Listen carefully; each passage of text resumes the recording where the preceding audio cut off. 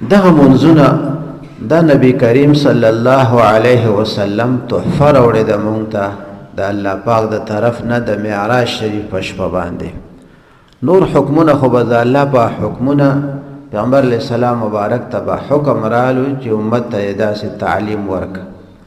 خو دا مونځ چې دی د په هغه وخت کې پیغمبر علیه السلام مبارک ته الله پاک ورکړې ده دا تحفه چې کله معراج شریف ته پیغمبر علیه السلام لاړو نو چې څوک چاته دعوت ورکي او سورلی ورپسې ولیږي او په ډېر اهتمام سره را وغواړي خپل ځای ته او مېلمستیا وکړي او د اسمانونو نظارې پې وکړي، جنتونه ورته وښیي او بیا چې کله رخصتۍ بیا ورته یو خاص تحفه ورکوي چې تا ته زه په دې خاص موقع باندې خاص تحفه درکمه.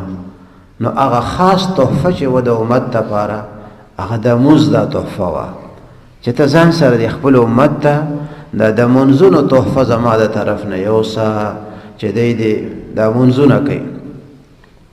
نو په ابتدا کې خو 50 منځونه فرض شو، خو چې شپږم اسمان ته پیغمبر علیه السلام مبارک رالو نو حضرت موسی علیه السلام ورته وایي چې څنګه چلو شو.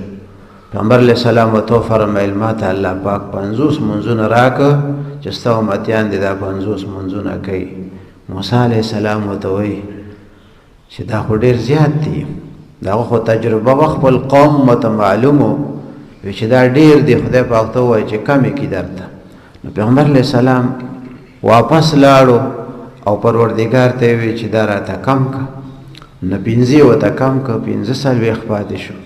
نو چې بیا رالو موسی علیه السلام ورته وایي دا خو ډېر دی، بیا لاړ شه چې بیا درته کم کړي. نو چې بل ځل بیا پیغمبر علیه السلام مبارک لاړو بیا 15 کم شو. نو داسې به هر ځل 15 کمېده. موسی علیه السلام به ورته وایي اوس هم ډېر دی، اوس هم ډېر دی.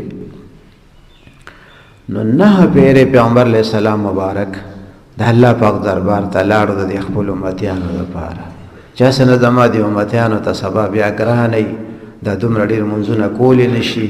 نو د موسی علیه السلام په مشوره بیا به پیغمبر علیه السلام د الله پاک دربار ته تلو او وی پروردګاره دا راته لږ نورم کم که.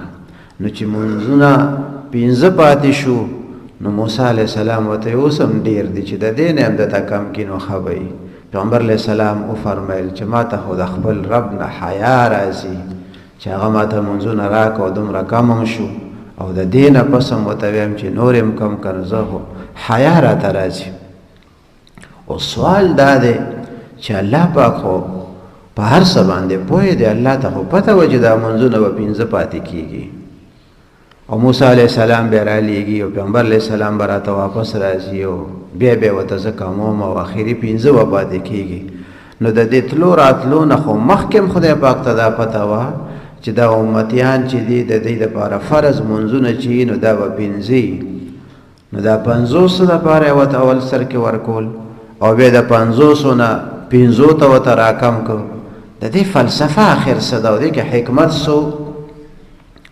نو الله جل شانه په خپلو حکمتونو باندې پوهیږي. او کېدای شي حکمت پکې دا چې الله پاک دې مخلوق ته د خپل حبیب صلی الله علیه وسلم شان ښکاره کوي چې زما د حبیب صلی الله علیه وسلم زمانه څنګه مطالبه زه د دغه مطالبه سرته رسوم. کنی الله ته خو پته وه چې دا منځونه به وروسته 15 بیا که څوک سوال وکړي چې مونږ خدا اورېدلی دي لا تبدیل لکلمات الله، د خدای خبرې خو بدلیږي نه، الله پاک خو چې څه فرمایلي همغسې کېږي.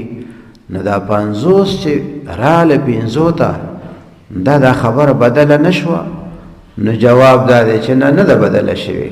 د الله قانون دا دی من جاء بالحسنة فله 10 امثالها، چا چې یو نیکي وکړه هغه ته یو په 10 د هغې اجر الله تعالی ورکوي. نو پیغمبر علیه السلام مبارک دا امت دی چې 15 منځونه وکړي الله پاک به ورته د 50 منځونو ثوابونه ورکوي.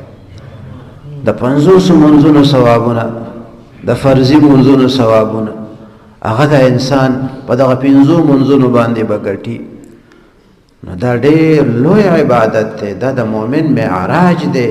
دا منځ نو ډېر د افسوس مقامی د هغه مؤمن مسلمان دپاره چې دته د الله پاک سره د ملاقات بلنه ورکړې شي، اواز ورته وشي د جومات نه چې حی علی الصلاح، حی علی الفلاح، او دی وایي چې اوسګار شم بیا به وکړم، کور به وکړم، پټي کې به وکړم، دکان کې به وکړم.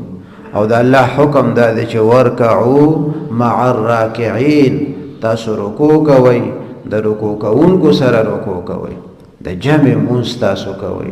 نو د جمع د مونځ ډېر لوی اهمیت دی. الله جل شانه دې د مونځونو پابندي زمونږ نصیب کړي، او الله جل شانه دې د پیغمبر علیه السلام په ټولو سنتو باندې، تعلیماتو باندې عمل زمونږ نصیب کړي. وآخر دعوانا ان الحمد لله رب العالمین.